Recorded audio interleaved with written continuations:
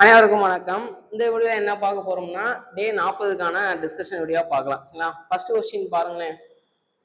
15, 21, 27 ஆகிய 3 எண்களால் மீதியின்றி வகுப்படும் மிகப்பெரிய 4 இலக்க இயல் எண் என்ன அப்படின்னு கேட்குறாங்க. மிகப்பெரிய 4 இலக்க இயல் எண் என்ன வரும்? ஒரு 4, 9. செகண்ட் ஸ்டெப் வந்து என்னன்னா, கொடுத்துருக்கிற எல்லா நம்பருக்கும் எல்சிஎம் பாருங்க. 15, 21, 27. மூணாம் வாய்ப்பாடு போடுங்க. மூணாம் வாய்ப்பாடு போட்டா 5, 7 3 21, 9 3 27. சரிங்களா? இதுக்கப்புறம் பொதுவா எதுவும் வகுக்காது. அப்ப எல்லாத்தையும் பெருக்கிறது தான் எனக்கு எல்சிஎம். சரிங்களா? 9 7 63, 63 × 5, 3 5 15, 1 5 30, 31. அடுத்து 3 பெருக்குனா 15 1 4 9, 945 வரும். சரிங்களா? மூணாவது ஸ்டெப்பு, அந்த மிகப்பெரிய 4 இலக்க என்ன என்னோட எல்சிஎம்மால டிவைட் பண்ணுங்க. டிவைட் பண்ணா என்ன வரும்னு பாருங்களேன்.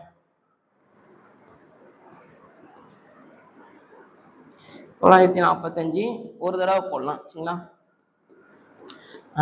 4 5 இது அப்படியே கீழே இருக்குங்க. அப்போ என்ன வரும்னா 9. இதுக்கப்புறம் டிவைட் பண்ண முடியாது. கரெக்டா? அப்போ 4வது ஸ்டெப் வந்து என்ன அப்படின்னா, நமக்கு தேவையான எண் ஈக்குவல் டு எல்சிஎம் மைனஸ் மீதி. சாரி, எல்சிஎம் கிடையாது, அந்த மிகப்பெரிய 4 இலக்க எண் மைனஸ் எனக்கு வந்திருக்கிற மீதி. அப்போ 4 9, மீதி வந்து என்ன வந்திருக்கு? 549. 0 5 4 9, 94 50 வரும். பி ஆப்ஷன் வந்து நமக்கு கரெக்டா இருக்கும். இந்த மாடல் சம் வந்து நமக்கு நிறைய தடவை கேட்டிருக்காங்க. இந்த மாடல் நல்லா பார்த்துக்கோங்க. அடுத்து செகண்ட், இரு பல்லுறுப்புக்கோவைகளின் மீபோவா மற்றும் மீபோமா. அப்ப இது வந்து என்னோட ஹச்சிஎஃப், இது வந்து என்னோட எல்சிஎம். சரிங்களா? மேலும் ஒரு பல்லுறுப்புக்கோவை x² + 1 எனில் மற்றொன்றை காண்க அப்படின்னு கேட்டிருக்காங்க. சரிங்களா? நமக்கு இந்த இது தெரியும். ஒரு 2 நம்பர் கொடுத்தாங்கன்னா எல்சிஎம் ஹச்சிஎஃப் இது 4ஐயும் ரிலேட் பண்ற மாதிரி என்ன ஃபார்முலா இருக்கும்? கொடுத்துருக்கிற 2 நம்பரை பெருக்கிறது எல்சிஎம்மையும் அந்த 2 நம்பருக்கு எல்சிஎம் ஹச்சிஎஃப் கண்டுபிடிச்சிட்டு பெருக்கிறதுக்கு சமமா இருக்கும். சரிங்களா? இங்க நம்பர் கொடுத்துருப்பாங்க, இங்க வந்து எனக்கு பல்லுறுப்புக்கோவை கொடுத்துருக்காங்க. அப்போ ஃபார்முலா எப்படி சேஞ்ச் ஆகும்னா, f of x into g of x equal to LCM into HCF. ஒரு நம்பர் என்ன கொடுத்துருக்காங்க? ஒரு பாலினாமியல் வந்து x² + 1, இன்னொன்று நான் கண்டுபிடிக்கணும். எல்சிஎம் வந்து x⁴ - 1 into HCF வந்து x + 1. இப்போ இதை நான் எப்படி எழுதிக்கிறேன் அப்படின்னா, x² அதுக்கு பவர்ல ஸ்கொயர்னு எழுதிக்கிறேன். அப்போ இது ரெண்டையும் பெருக்கும் போது 4 வந்துருமா? மைனஸ் இதை 1² எழுதிக்கிறேன். சரிங்களா? Into x + 1. நமக்கு g of x தான் வேணும். இதை அப்படியே கீழே கொண்டு வந்துருங்க. அப்போ பெருக்கல் ஈக்குவல் இந்த பக்கம் வந்தா டிவிஷன்ல வரும். சரிங்களா? அப்ப இதுக்கு வந்து a² - b² ஃபார்முலா அப்ளை பண்ணலாமா? அப்ளை பண்ணா என்ன வரும்? x² - 1 into x² + 1 into x + 1 by x² + 1. இதுவும் கேன்சல் ஆயிரும். அப்ப ஆன்சர் வந்து x² - 1 into x + 1. B option வந்து நமக்கு கரெக்டா இருக்கும். இது வரைக்கும் நம்ம இந்த 2 நம்பர் கொடுத்து பார்த்துருப்போம். இப்போ எனக்கு பல்லுறுப்புக்கோவை கொடுத்துருக்காங்க. அங்க என்ன பண்ணமோ அதே தான் இங்கேயும் பண்றோம். சரிங்களா? அடுத்து சுருக்கு அப்படின்னு கேட்டிருக்காங்க. இப்போ இந்த 2 பேஸை பாருங்களேன். 2க்கு என்ன வித்தியாசம் அப்படின்னா, இங்க -2 இருக்கு, இங்க +2 இருக்கு, இங்க -x இருக்கு, இங்க +x இருக்கு. ஒரு சைன் தான் எனக்கு டிஃபர் ஆகுது. சரிங்களா? அப்போ இதுல இருந்து ஒரு மைனஸை காமனா வெளியிடுங்க. வெளியெடுத்தா என்ன வரும்? x³ x - 2. இந்த பிளஸ் இருக்கிற இடத்துல என்ன வந்தோம்னா மைனஸ். ஏன்னா மைனஸை வெளியில எடுக்கிறோம், பிளஸ் ஆஃப் மைனஸ் மைனஸ்னு வந்துடும். சரிங்களா? மைனஸை வெளியில எடுக்கும் போது பிளஸ் இருக்கிற இடம் மைனஸா மாறும், மைனஸ் இருக்கிற இடம் பிளஸ்ஸா மாறும். சரிங்களா? இந்த 8 நான் எப்படி எழுதிக்கிறேன்னா 2³ எழுதிக்கிறேன். பை, அப்போ மைனஸ் இருக்கிற இடம் பிளஸ்ஸா மாறும், பிளஸ் இருக்கிற இடம் மைனஸா மாறும். பேஸ் ஒன்று போல இருக்கா? அப்போ ஒரே இதை எழுதிருங்க. x - 2 into x³ - 2³ a³ - b³ formula. அப்போ என்ன வரும்? x - 2 into x² ab 2x + 2² 4ன்னு வரும். சரிங்களா? By x - 2. இதுவும் நம்ம கேன்சல் ஆயிரும். அப்போ ஆன்சர் வந்து x² + 2x + 4ன்னு வரும். சரிங்களா? பி ஆப்ஷன் வந்து நமக்கு கரெக்டாக வரும். அடுத்து 4th சம். இதில் என்ன கொடுத்துருக்காங்கன்னு பாருங்களேன். இதை வந்து சுருக்க சொல்லியிருக்காங்க. சரிங்களா? இப்போ ஃபர்ஸ்ட் இந்த ரெண்டு மட்டும் எடுத்துக்கலாம். பேஸ் 1 கூட இருக்கா, அப்போ மேலே வந்து நம்ம ஆட் பண்ணிடலாம். m+1 கீழே இந்த ஒரே இதாக போட்டுடலாம். m+1 + 1/m² - 1. இதுவும் நம்ம கேன்சல் ஆயிரும். அப்போ 1 + 1/m² - 1. சரிங்களா? இதை அப்படியே எல்சிஎம் எடுங்க. எல்சிஎம் எடுத்து என்ன வரும்? 1 × எனிதிங் அதே தான் வரும். m² - 1 மேலே ஒரு +1/m² - 1. இதுவும் கேன்சல் ஆயிரும். அப்போ ஆன்சர் வந்து m²/m² - 1. டி ஆப்ஷன் வந்து நமக்கு கரெக்டாக இருக்கும். ஓகேவா? அடுத்து 5வது சம். 276 வீரர்கள் உள்ள ஒரு பட்டாளத்தில் 20 நாட்களுக்கு தேவையான சமையல் பொருட்கள் உள்ளது. அந்த பொருட்கள் 46 நாட்களுக்கு நீடிக்க வேண்டுமெனில் எத்தனை வீரர்கள் இந்த பட்டாளத்தை விட்டு செல்ல வேண்டும் அப்படின்னு கேட்குறாங்க. ஸ்டார்டிங்ல எவ்வளோ இருக்காங்க? 276 பேர் இருக்காங்க. 276 பேர் இருந்தால் எத்தனை நாளைக்கு போதுமானதாக இருக்கான்? 20 நாளைக்கு வந்து நம்ம போதுமானதாக இருக்கு அப்படிங்கிறாங்க. இப்போ அந்த உணவுப் பொருள் 46 நாளைக்கு வேணும் அப்படின்னா இங்க இருந்து கொஞ்சம் பேர் வெளியில போகணும். கரெக்டா? அது என்னன்னு கேட்குறாங்க. நாள் கூடுச்சு அப்படின்னா வீரர்கள் வந்து அந்த கம்மியாகணும், இருக்கிறவங்க கம்மியாகணும். அப்போ இது வந்து எதிர்மாறல்.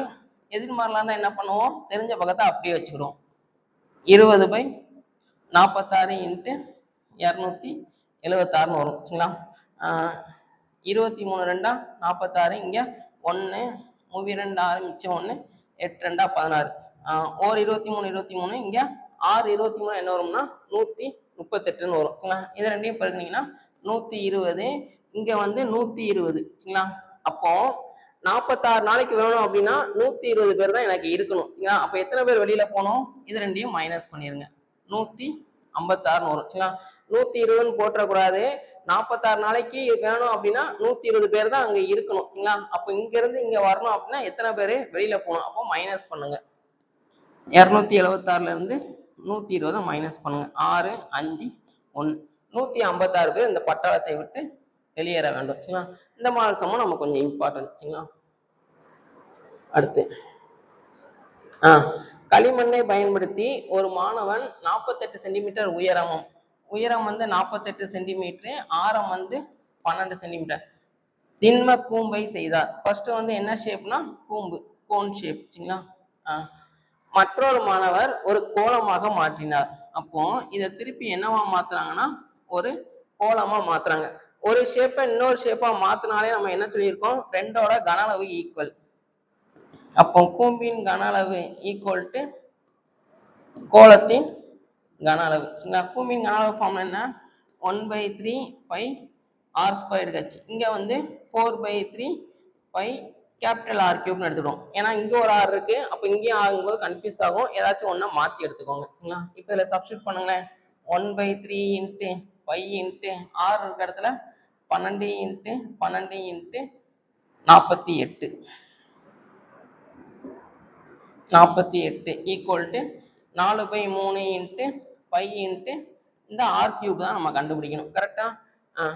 இந்த பை கேன்சல் ஆயிரும். 4 3 3 இங்க 16 3 48ன்னு வரும். சரிங்களா? அதுக்கப்புறம் சாரி, இதை எப்படி கேன்சல் பண்ணிடலாம் அப்படின்னா இங்க 3 அப்படியே இருக்கட்டும், இங்க 48 அப்படியே இருக்கட்டும். இந்த 3 நமக்கு கேன்சல் ஆயிரும். சரிங்களா? 1 இங்க 12ன்னு வரும். சரிங்களா? அப்போ r³ ஈக்குவல் டு இங்க 12³ வரும். r³ equal to 12³. அப்போ r வந்து என்ன வரும்னா 12ன்னு வரும். சரிங்களா? கோலத்தோட ஆரம் வந்து 12. ஏ ஆப்ஷன் வந்து நம்ம கரெக்டா இருக்கும். சரிங்களா? இந்த மாடல் சம் வந்து நமக்கு ரொம்ப இம்பார்ட்டன்ட். சரிங்களா?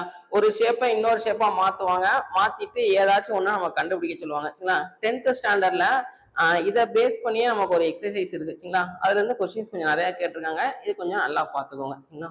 அடுத்த சம். 3 சென்டிமீட்டர் ஆரம் கொண்ட கோள வடிவ பலூனில் காற்று உந்தப்படும் போது அதன் ஆரம் 9 சென்டிமீட்டராக மாறுகிறது. சரிங்களா? ஸ்டார்டிங்ல R1 வந்து 3, R2 வந்து 9 மாறுது. சரிங்களா? ஃபர்ஸ்ட் சின்னதா இருக்கும். காற்று உந்தப்படும் போது அது கொஞ்சம் பெருசா மாறிடும். இப்போ என்ன கேட்குறாங்க? பலூனில் கன அளவுகளின் விகிதத்தை காண்க அப்படின்னு கேட்குறாங்க. கன அளவுகளின் விகிதம் ரெண்டுமே கோலம் தான். அப்போ 4/3 by r1³ east 4/3 by r2³ சரிங்களா. இதுவும் இதுவும் நமக்கு கேன்சல் ஆயிரும். இதுல இன்னும் கொஞ்சம் கூட கேன்சல் பண்ணுங்களேன். 4 3 3 இங்க 3 3 9. ஏன்னா இதுல அப்படியே சப்ஸ்டிட் பண்ணாதான் போறோம். சப்ஸ்டிட் பண்ணிட்டு கேன்சல் பண்ண போறோம். அதுக்கு நம்ம முதலே கேன்சல் பண்ணி விட்டுறலாம். அப்போ 1³ ஈஸ்ட் 3³ அப்போ 1:27 வரும் சரிங்களா. சி ஆப்ஷன் வந்து நமக்கு கரெக்டா வரும். அடுத்து 8 1600 ஆனது 5% கூட்டு வட்டி கொண்டு எத்தனை ஆண்டுகளில் 1852 மாறும் அப்படின்னு சொல்லி கேட்குறாங்க. இப்போ 1852.2 எவ்வளோ டெபாசிட் பண்றோம்? 1600 சரிங்களா. 2 0 2 5 2 கரெக்டா. எவ்வளோ எனக்கு வட்டி வரணும்? 252.2 எனக்கு வட்டி வரணும் சரிங்களா. எப்பவும் போலயே கண்டுபிடிங்க. 2 ஸ்டெப்பு வருதா 3 ஸ்டெப்பு வருதா அப்படிங்கிறத பாருங்க. 1600க்கு 5% என்ன வருதுன்னு பாருங்க. இது எதுவும் கேன்சல் ஆயிடும். 16 5 80. அடுத்து 80க்கு 5% என்ன வருதுன்னு பாருங்க. 1 0 1 0 1 2 1 இங்க 4. அப்போ 2 ஸ்டெப்பு பண்ணும் போதே எனக்கு பாயிண்ட் வரல கரெக்டா. ஆனா அங்க பாயிண்ட்ல இருக்கு. அப்போ இன்னொரு ஸ்டெப்பு கண்டுபிடிங்க. 4க்கு 5% என்ன வருதுன்னு பாருங்க. 20/100. இது எதுவும் கேன்சல் ஆயிரும். அப்போ 0.2 கிட்டத்தட்ட அந்த 2 வந்துருச்சா. அப்போ 3 ஸ்டெப்பு வரும். இதை 3ஆல பெருக்குங்க. இதை 3ஆல இதை 1ஆல 240 12 இங்க 0.2 அப்போ 252.20 வந்துடும் சரிங்களா. 0 போடணும் அவசியம் இல்லை. 256.2 வரும். அப்போ 3 ஸ்டெப்பு ஆன்சர் வந்து 3 ஆண்டுகள் அப்படின்னு வரும். இந்த சம் கொஞ்சம் ரிப்பீட்டடா கேட்டிருக்காங்க. அடுத்து 9வது சம். 6ஆல் வகுப்படக்கூடிய 3 இலக்க இயல் எண்களின் எண்ணிக்கை என்ன அப்படின்னு சொல்லி கேட்டிருக்காங்க சரிங்களா. ஃபர்ஸ்ட் 3 இலக்க இயல் எண் எதுல இருந்து ஸ்டார்ட் ஆகும்? 100 101 எக்ஸெட்ரா. எதுல ஃபினிஷ் ஆகும்னா 999ல ஃபினிஷ் ஆகும் சரிங்களா. எக்ஸ்ட்ரா என்ன கண்டிஷன்னா 6ஆல வகுப்படணும் அப்படிங்கிறாங்க. அப்போ ஃபர்ஸ்ட் எந்த நம்பர் 6ஆல வகுப்படும் அப்படின்னா 6ஆம் வாய்ப்பாடு சொல்லி பார்த்தா 102. 16 6 96 17 6 102. அடுத்து 108 எக்ஸெட்ரா. இப்போ கடைசி மட்டும் கண்டுபிடிக்கணும். இதுக்கு இதை டிவைட் பண்ணுங்க. 4 6 மிச்சம் 3 9 6 6 36 மிச்சம் 3 9 6 6 36 மிச்சம் 3 வர்ற மீதி இதோட மைனஸ் பண்ணிருங்க. அப்போ 996 வரும். இதான் கடைசி 3 டிஜிட் நம்பரு 6ஆல வகுப்படக்கூடியது. இப்போ இதுல எத்தனை நம்பர் இருக்குன்னு கேக்குறாங்க. இது வந்து எனக்கு ஒரு கூட்டுத்தொடர் வரிசை சரிங்களா. 6 6 கூட்டிட்டு போகும். இதுல ஏ வந்து 102, டி வந்து T2 மைனஸ் T1, 108 மைனஸ் 102 6. ஏன்னா 6 6 தான் நம்ம கூட்டிட்டு போகுது. இது கண்டுபிடிக்கணும் கூட அவசியம் இல்லை. டி வந்து டைரக்டா போட்டுடலாம். கடைசியா ஒண்ணு இருக்கு பாத்தீங்கன்னா அது வந்து எல் லாஸ்ட் டேர்ம் கடைசி உறுப்பு அப்படின்னு சொல்லுவாங்க. என்ன கண்டுபிடிக்க ஃபார்முலா வந்து L minus A by D plus 1 சரிங்களா. அப்போ 996 மைனஸ் 102/6 பிளஸ் 1 மைனஸ் பண்ணிங்கன்னா என்ன வரும்னா 4 9 8/6 பிளஸ் 1 4 9 8 அடி கொடுத்தீங்கன்னா 1 இங்க 1 மிச்சம் 2 4 6 24 5 9 149 பிளஸ் 1னா 150. அப்போ மொத்தம் எத்தனை டேர்ம் இருக்கும் அப்படின்னா 6ஆல வகுப்படக்கூடிய எண்கள் எத்தனை அப்படின்னா 150ன்னு வரும் சரிங்களா. அடுத்து 10வது சம். இதுக்கு வந்து சமவாய்ப்பு முறையில் தேர்ந்தெடுக்கப்படும் லீப் வருடம் 53 ஞாயிற்றுக்கிழமை கொண்டிருக்க நிகழ்த்தகவு என்ன சரிங்களா. இப்போ நிகழ்த்தகவை பொறுத்த வரைக்கும் வருடம்னு எடுத்துக்கிட்டா 2 தான். ஒன்று வந்து சாதாரண வருடம் ஆர்டினரி இயர், இன்னொன்று வந்து லீப் வருடம் அப்படின்னு சொல்லி சொல்லுவாங்க சரிங்களா. சாதாரண வருடத்துல 53 என்ன கிழமை கேட்டாலும் எனக்கு ஆன்சர் வந்து என்ன வரும்னா 1/7 தான் வரும். இதை ஞாபகம் வச்சுக்கோங்க. லீப் வருட பொறுத்த வரைக்கும் 53 என்ன கிழமை கொடுத்தாலும் ஆன்சர் வந்து என்ன வரும்னா 2/7 வரும். சரிங்களா? இந்த ரெண்டையும் லைட்டாக ஞாபகம் வச்சுக்கோங்க. செஞ்சு பார்க்கணும் நமக்கு அவசியம் இல்லை. இப்போ நம்ம கொஸ்டின் லீப் வருடம் தான் கேட்டிருக்காங்களா, அப்போ 2/7. இதே சாதாரண வருடம் கொடுத்து 53 எந்த கிழமை கேட்டாலும் ஆன்சரு 1/7 வரும். சரிங்களா? அடுத்து 11வது சம். எக்ஸ் இருக்க இடத்துல 2 போடுங்க, ஒய் இருக்க இடத்துல 3 போடுங்க. அப்போ சப்ஸ்டியூட் பண்ணா இங்க 2, இங்க 3, இங்க 2, இங்க 3. சரிங்களா? 6 2 12 மைனஸ் 3 ஈஸ்ட்டு 32 6 பிளஸ் 6. அப்போ 9:12 ஆன்சரு 3:4 வரும். சரிங்களா? டி ஆப்ஷன் வந்து நமக்கு கரெக்டாக இருக்கும். அடுத்து 12. கூட்டு வட்டி முறையில் முதலீடு செய்யப்பட்ட ஒரு தொகையானது 10 ஆண்டுகளில் ரெட்டிப்பாகிறது. 10 வருஷத்துல ரெட்டிப்பாகிறது அப்படின்னு சொல்றாங்க. எனில் தொடக்காசலை போல் 8 மடங்காக மாற எத்தனை வருஷம் ஆகும் அப்படின்னு சொல்லி கேட்குறாங்க. இது ரொம்ப சிம்பிள். ஃபர்ஸ்ட் 2ன்னு கொடுத்துருக்காங்களா, அப்ப இதையும் 2 பவர் சம்திங்ல எழுத முடியுமான்னு பாருங்க. 8 எப்படி எழுதிக்கலாம், 2 கியூப்னு எழுதிக்கலாமா? இதுக்கு அடுத்த ஸ்டெப் என்ன பண்ணுங்கன்னா, இதை ரெண்டையும் பெருக்கிடுங்க. 5 30ன்னு வரும். அப்ப ஆன்சர் வந்து என்ன வரும்னா 30 வருடங்கள்னு வரும். கூட்டு வட்டியை பொறுத்த வரைக்கும் இந்த மாடல் சம் ஞாபகம் வச்சுக்கோங்க. இந்த இது ஒண்ணு கொடுத்துருவாங்க, இங்க என்ன கொடுக்குறாங்களோ அதை இது பவர் சம்திங்னு எழுத முடியுமான்னு பாத்துக்கோங்க. அடுத்து பவர் ரெண்டையும் பெருக்கிடுங்க. அவ்வளவுதான். 3 × 10. அடிப்பக்கமும் உயரமும் உருளை மற்றும் கூம்பில் சமமாக உள்ளன. இது வந்து நமக்கு ஒரு உருளை, இது வந்து நமக்கு ஒரு கூம்பு. இங்க என்ன அடிப்பக்கம் இருக்கோ அதே அடிப்பக்கம் தான் இங்க இருக்கு அப்படின்னு சொல்றாங்க. அதாவது என்ன அர்த்தம்னா, இங்க என்ன ஆறு இருக்கோ அதே தான் இங்கேயும் இருக்கு. இங்க 8 அப்படின்னா இங்கேயும் 8. அதே மாதிரி உயரம் வந்து இங்க ஹச் அப்படின்னா இதோட உயரமும் எனக்கு என்ன அப்படின்னா ஹச் அப்படின்னு சொல்றாங்க. எக்ஸாம்பிளுக்கு இங்க 5 அப்படின்னா இங்கேயும் 5 அப்படின்னு சொல்றாங்க. இப்போ கொஸ்டின் என்ன கேட்குறாங்க, உருளையின் கன அளவு ஃபார்முலா என்ன, πr² h. இது வந்து என்ன கொடுத்துருக்காங்கன்னா எக்ஸ் அப்படின்னு கொடுத்துருக்காங்க. என்ன கேட்குறாங்க, கூம்பின் கன அளவு ஃபார்முலா என்ன, 1/3 πr² h. இப்போ இந்த πr² h = x இருக்கா, அப்ப இதுக்கு பதிலா நான் என்ன சப்ஸ்டிட் பண்ணிடலாம்னா எக்ஸ்ன்னு சப்ஸ்டிட் பண்ணிடலாம். ஏன் அப்படின்னா இங்க என்ன ஆரோ அதே தான் அங்கேயும், இங்க என்ன ஹச்சோ அதே தான் அங்கேயும். அப்போ ஆன்சர் வந்து 1/3 x சென்டிமீட்டர் கியூப்னு கேட்டிருந்தாங்க. ஒரு வருஷம் எப்படி கேட்டிருந்தாங்க அப்படின்னா, உருளையின் கன அளவு வந்து 81 எனில் கூம்பின் கன அளவு என்ன அப்படின்னு கேட்டிருக்காங்க. அப்ப என்ன ஒரு ஆன்சரு, 1/3 × 81. அப்ப ஆன்சரு 27. இந்த மாதிரி ஒரு 2 தடவை கேட்டிருந்தாங்க. இது கொஞ்சம் நல்லா பார்த்துக்கோங்க. அடுத்து தள்ளுபடி 20% தரப்படும் போது ஒரு பொருளின் விற்ற விலை ரூபாய் 24. ஸ்டார்டிங்ல பொருளோட பிரைஸ் எவ்வளவு இருக்கும்னு சொல்லியிருக்கோம், 100% இருக்கும். இப்போ தள்ளுபடி அப்படின்னா விலையை கம்மி பண்ணி விற்கிறேன். 20% கம்மி பண்றேன்னா அப்போ 80% அப்படிங்கிறது 24. கரெக்டா? ஏன்னா 80% தான் நான் வித்திருப்பேன். இப்போ கொஸ்டின் என்ன கேட்குறாங்க, அதே பொருளுக்கு 30% தள்ளுபடி தந்தா, அப்போ 100 - 30 70%க்கு நான் விற்றேன் அப்படின்னா விலை என்ன அப்படின்னு சொல்லி கேட்குறாங்க. பெர்சன்டேஜ் குறைஞ்சிச்சுன்னா விலையும் குறையும். அப்போ இது வந்து நேர்மாறல். நேர்மாறலா இருந்தால் என்ன பண்ணுவோம், தெரிஞ்ச பக்கத்தை தலைகீழாக போடுவோம். அப்போ 70/80 × 24. 1 0 1 0 1 இங்கே 3 3 வேளா 21 வரும். அப்போ 30% தள்ளுபடி கொடுத்துருந்தா எவ்வளோ விற்றுருப்பேன் அப்படின்னா 21 ரூபாய்க்கு நான் விற்றுருப்பேன். அடுத்து 15வது சம். இது ஒரு டெஃபினிஷன்.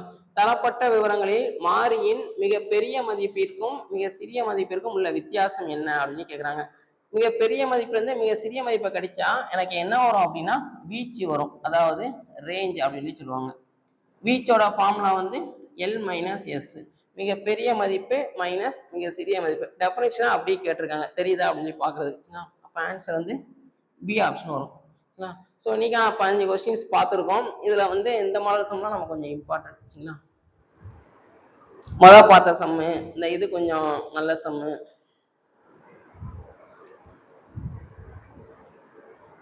இந்த இது கொஞ்சம் நல்லா பார்த்துக்கோங்க. இதெல்லாம் ஆன்சர் ஞாபகம் வச்சுக்கோங்க, அப்படி ஈஸியாக போட்டுடலாம். சரிங்களா?